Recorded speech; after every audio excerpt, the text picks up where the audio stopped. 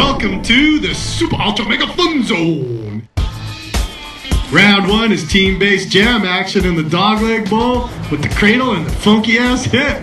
Woo-hoo, hit it. Skate 3, for me, super stoked because it's a logical progression of where our game really should be going. You get discovered, done it. You have a comeback, you done it. Now you're a legend. What's left to do in skateboarding? The story of the game is, it continues on from where we left off in Skate 2. Reddit phones you up and says the next step is starting your own brand and trying to sell your own product throughout the city. As you sell boards, you get the right to sign more and more teammates. And as you get these guys, the goal is to get them more and more coverage. And ultimately your goal is to sell 1 million boards in the game. Does that make sense? Everyone get that? You all get it? Everyone at home understand? Yo, dude, I'm back here in this office busting my butt. Make sure you get out there and get some coverage so we can sling these boards, baby. Alright? Peace. You got your career, you got your single player. That's about the skater that you created and the team that he forms around him. It's you and AI skaters that you are completing challenges with. You can create them, or you can actually get your friend's character to come and be on your team. I don't know of any other games that kind of do that, where my friend's character actually takes shape and takes form in the world.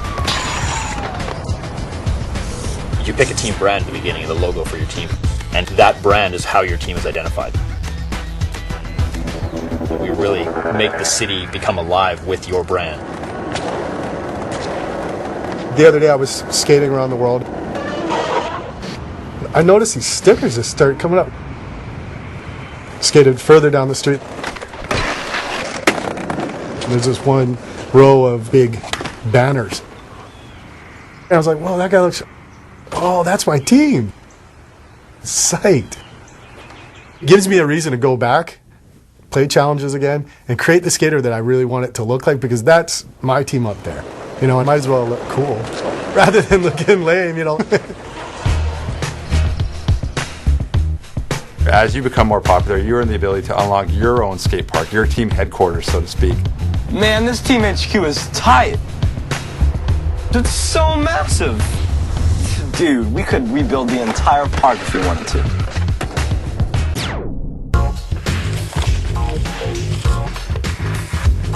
The majority of challenges in our game, players can go online and play with other players, their friends, or their teammates. There may be a challenge that's difficult for you. You may have a contest. You're like, I'm not good at skating bowls. I'm always getting third place or something like that. And sometimes games let you co-op, but you don't get credit back out to your game for having completed that challenge. We said, no, bring your friend in. He gets credit for it in his single player experience, and I get credit for it in mine. Being able to finally get your friends more engaged in your career experience or being able to play it together is huge. It's going to change gaming for the future. Yes, I said it.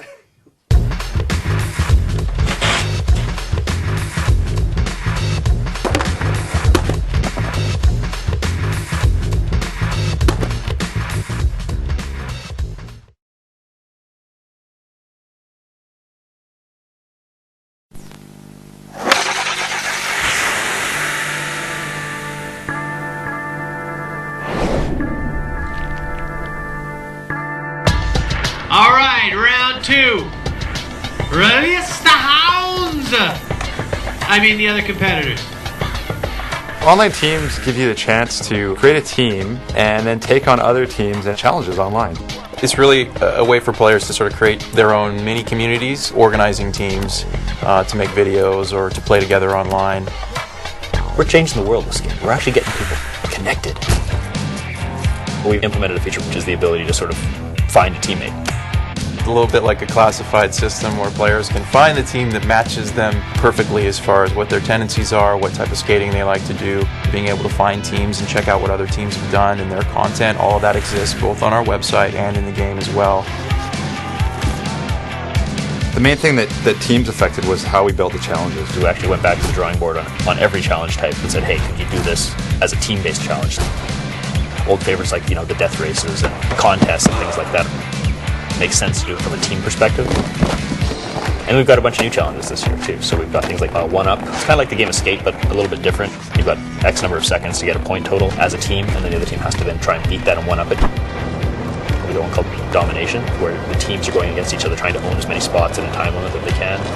Another new challenge type this year is called Own the Lot. 6 to 12 things to do within this one area.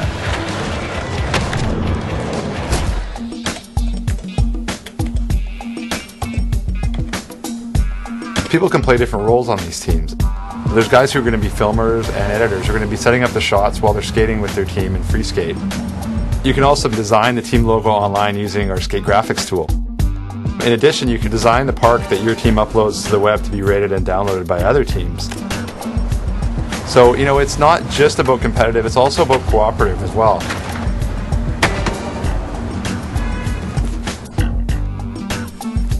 SkateFeed is sort of our own mini little social network that we're building into Skate 3.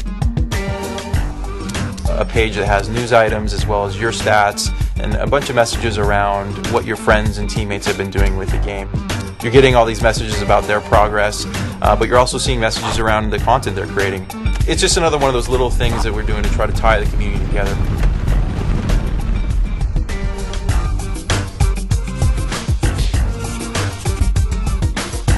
You're actually kind of always getting rewarded for what you've done.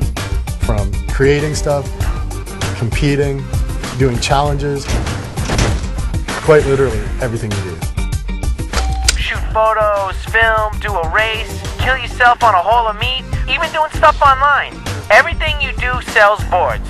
Pretty simple, right? Now go hit the streets.